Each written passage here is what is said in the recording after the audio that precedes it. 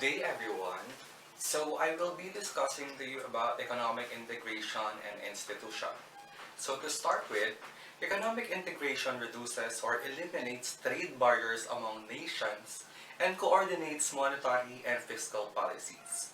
The aim is to reduce costs for consumers and producers as well as to increase trade between the countries participating in the agreement. The more integrated economies become, the fewer trade barriers exist, and the more politically coordinated they are. Countries can agree to different levels of economic integration. Economic integration has five types, so let's go to the first one. Free Trade Area or the FTA.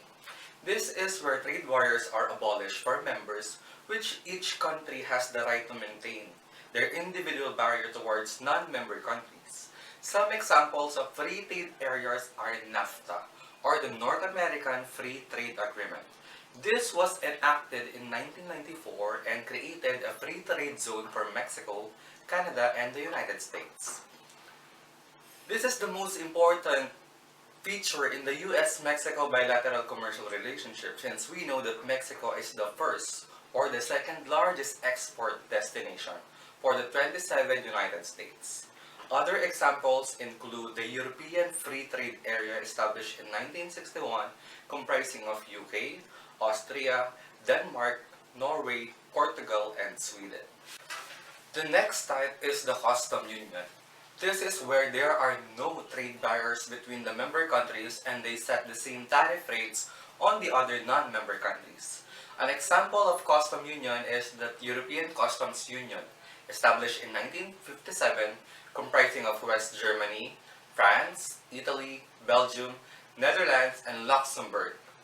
This union is an alliance formed by the members of the European Union that fulfill two primary functions for its members. Number one, it ensures the tariff-free movement of goods within the territory, whether those goods are made within the Union or imported, and implements the standardized rates of customs. The third type is the common market. This economic integration type is similar to custom union, the one that I discussed a while ago. But on top of barrier elimination and standard trade policy towards non-members, labor and capital are free to move among member countries. A common market allows for the free movement of capitals and services, but large amounts of trade barriers remain. It eliminates all quotas and tariffs, but large amounts of trade barriers remain. A single market is commonly described as frontier-free. Now let's go to the fourth one, the economic union. This is where fiscal and monetary policies of member nations are combined and harmonized, and ultimately, they would have the same currency. An example of this is the European Union. The EU is an example of an economic union, economic and monetary union, which takes the EU one step further in its process of economic integration, which started in 1957 when it was founded. Economic integration brings the benefit of greater size, international efficiency, and robustness to the EU economy as a whole. The countries of the EU coordinate their respective economic policies, laws, and regulations so they can work together to address economic and financial issues. The EU also has a common currency, the euro, used by 19 European Union members. The last type of economic integration is political union. The union is aimed at eliminating internal trade barriers between the member countries, with the goal of economically benefiting all the member countries. The European Parliament has three roles. 1. It debates legislation. 2. It can pass or reject laws. And it can also make amendments, but not in all cases. Laws must also be passed by the Council of the EU in order to become law. Let's proceed to the WTO, or the World Trade Organization. The WTO is the only global international organization dealing with the rules of trades between nations. At its heart are the WTO agreements negotiated and signed by the bulk of the world's trading nations and ratified in their parliaments. The goal is to help producers of goods and services, exporters and importers conduct their business. Also, WTO can easily level the playing field by setting and enforcing rules so that the 164 countries which are currently members can trade with one another smoothly. The WTO was formed in 1995 to enforce the regulations established by the General Agreement on Tariffs and Trade, or the GATT, and several other international trade agreements. Composed of representatives from 115 nations and observers from additional nations, it regulates international trade with the goal of helping it to flow as smoothly and freely as possible. Advocates praise the WTO for helping to create an increasingly global economy and bringing prosperity to developing nations through increased trade. Critics, however, assert that industrialized nations such as the US, Canada, and the countries of the European Union have used the WTO to open trade with developing nations, while disregarding these nations' environmental and labor-related practices. Now, let's proceed to the last part of my report.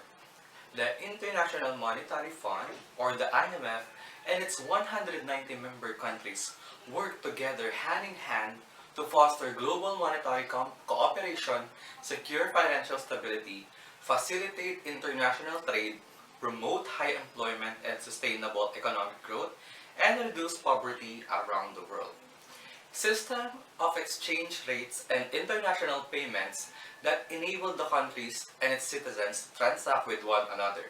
Its near global membership uniquely positions the IMF to help government to manage challenges posed by globalization and economic development. The three key activities of the IMF can be divided into three: lending, surveillance, and capacity building. These activities promote policies and strategies so that the members can work together to ensure a stable world financial system and sustainable economic growth. The IMF provides financial resources from members which are considered financially strong. These are in terms of usable currencies like dollar, yen, pound, or euro. As a permanent international organization, the IMF has a defined income model to cover its cost of operations, and it employs a dedicated strategy to manage its financial risks. Thank you. A pleasant day to all of you. I'm Onaizah Sanchez, the second reporter. Group 7, I will continue the report of Axl. Global level cooperation among nations. The World Bank Group. The World Bank refers to the International Bank for Reconstruction and Development, or IBRD. The World Bank has three affiliates. First, the International Development Association, or IDA. Next, the International Finance Corporation, or IPC. And the last is the Multilateral Investment Guarantee Agency, or MIGA, are sometimes referred to as the World Bank Group. The common objective of these institutions is to help raise standards of living in developing countries by channeling financial resources to them from developed countries. Established in 1945, the World Bank is owned by the governments of 160 countries. Its capital is founded from the subscription of its member countries. The International Development Association, or IDA, established in 1960, concentrates on assisting the least development nations. The terms of IDA credits, which are traditionally made only to governments are 10 years grace periods, 35 or 40 years maturities, and no interest. Next, the International Finance Corporation or IFC was established in 1956 for the purpose of assisting the economic development of developing countries by promoting growth in the private sector.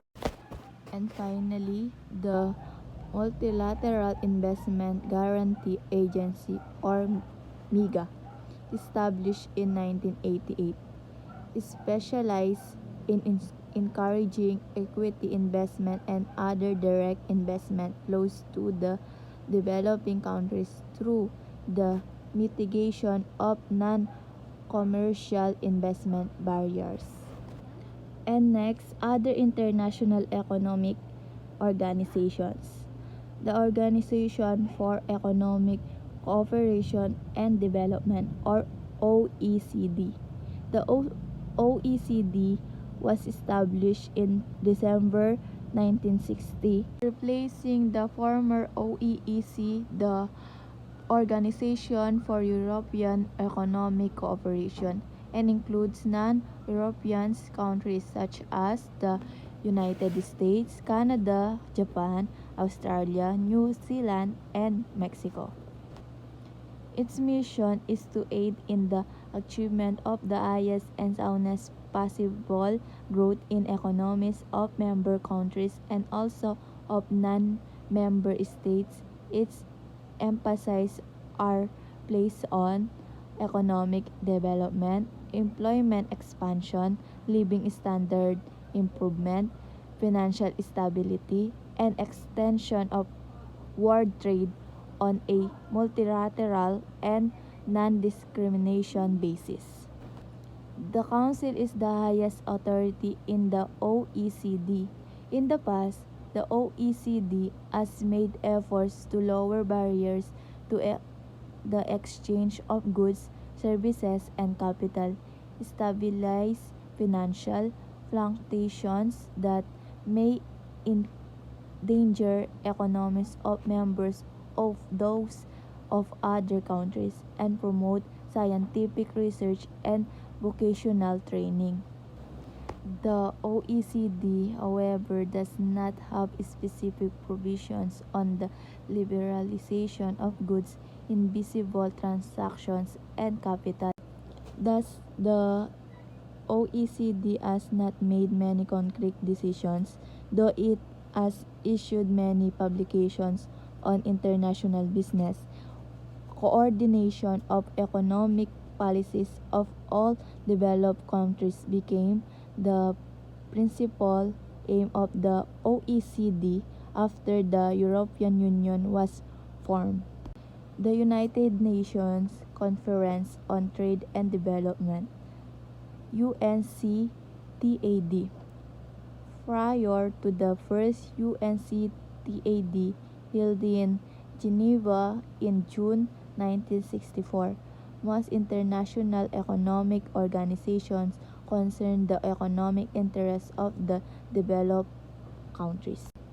UNCTAD is in many ways a forum for an examination of economic problems plaguing developing countries as well as for formulating, negotiating, and implementing measures to improve the development process for these countries. Developing countries hope to solve three problems via the UNCTAD. First, their share is world trade is decreasing of their terms of trade with developed countries are deteriorating. And lastly, although the aid given by developed countries has increased, it remains inadequate in fact. And lastly, although the aid given by developed countries has increased, it remains inadequate. In fact, many developing countries are still struggling with huge burden of foreign debts. And next we go on in regional level cooperation among nations. Multilateral trade liberalization after World War II has been paralleled by a process of integration through regional agreements. A total of 109 agreements were reported to the GATT from 1947 through the end of 1994. These agreements have, for the most part, involved countries in the same geographic region. The next reporter explain and elaborate the regional level cooperation among nations. And that's all. Thank you for today. God bless.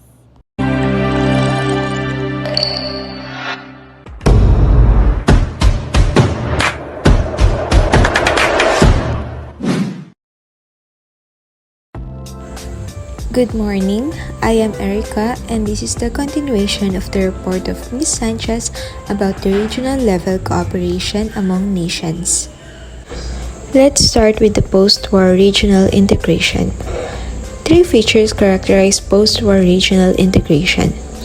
First, post-war regional integration has been centered primarily in Western Europe. The creation of the European Economic Community or EEC in 1958 and of the European Free Trade Association or EFTA in 1960 initiated a process of enlarging the scope of regional integration among European countries and with other countries. Integration through preferential trade agreement has also been a significant feature of the trade policies of non-European countries. Second, many developing countries, particularly in Latin America and Asia, have renewed their interest in regional integrations since the Uruguay Round began. As part of their adoption of outward-oriented policies, regional integration can help broaden the openness and internationalization of developing economies while avoiding overdependence on world markets. And third is the level of economic integration varies wisely among different agreements. Most regional integration agreements involve free trade areas and the number of customs union agreements is small. Among free trade agreements, it is useful to distinguish between reciprocal agreements and non-reciprocal agreements. In a reciprocal agreement, each member agrees to reduce or eliminate barriers to trade. In a non-reciprocal agreement, some developed countries may reduce trade barriers, allowing more exports from some developing countries without a request for reciprocity from the latter. Next is the North American Free Trade Agreement or NAFTA. The leaders of Canada, Mexico, and the United States signed a historic trade accord, the North American Free Trade Agreement or NAFTA, on December 17, 1992, creating a transnational market area of more than 360 million people with a combined purchasing power of approximately $6.5 trillion. NAFTA is the first ever reciprocal free trade accord between industrial countries and a developing nation, which is Mexico. NAFTA went into effect on January 1, 1994, uniting the United States with its largest, which is Canada, and the third largest, which is Mexico, trading partners. Based on the earlier US-Canada Free Trade Agreement, NAFTA dismantled trade barriers for industrial goods and included agreements on services, investments, intellectual property rights, and agriculture. Next is the European Union. The post-war efforts to establish the European Union have been a long process, beginning with the formation of the European Economic Community or EEC in 1957 after three enlargement efforts ended on January 1, 1995, the European Community or EC was formed, consisting of 15 member states. Apart from the European Union, there are several other trade unions in Europe. For instance, in December 1992, several Central and East European countries, which provides for the establishment of a free trade area by the end of 1997. Also in 1992, Finland, Norway, Sweden, and Switzerland concluded free trade agreements with each of the Baltic states. Next is the Asia Pacific. The Asia Pacific Economic Cooperation Forum, or the APEC, founded in November 1994, consists of Australia, New Zealand, Canada, Mexico, the United States, Chile, China, Hong Kong, Japan, South Korea, Chinese Taipei or the Taiwan, Indonesia, Malaysia, the Philippines, Singapore, Thailand, and Brunei. In the 1994 Summit Declaration, members agreed to build on the commitments they made in the Uruguay round by accelerating their implementation and broadening and deepening these commitments. Next is the Latin America. Attempts to form free trade blocs in Latin America were made as early as 1960, when the Latin American Free Trade Association, or the LAFTA, involving Argentina, Bolivia, Brazil, Chile, Colombia, Ecuador, Mexico, Paraguay, Peru, Uruguay, and Venezuela, and the Central American Common Market, or the CACM, consisting of Costa Rica, El Salvador, Guatemala, Honduras, and Nicaragua, were initiated. Both failed to achieve their objectives because of different economic conditions and economic policies among member countries that work against regional economic integration. LAFTA was superseded in 1980 by the Montevideo Treaty, which established the Latin American Integration Association, or LAIA. Its goal was to increase bilateral trade among the member countries, carried out on a sectoral basis. In 1991, Argentina, Brazil, Paraguay, and Uruguay signed the Southern Common Market Treaty, or the Mercosur, which called for a common market among the four countries with free circulation of goods, services, capital, and labor. The member countries also aimed to coordinate macroeconomic policy and to harmonize legislation to strengthen the integration process. Since January 1, 1995, Mercosur members have used a common tariff structure and common external tariff rates.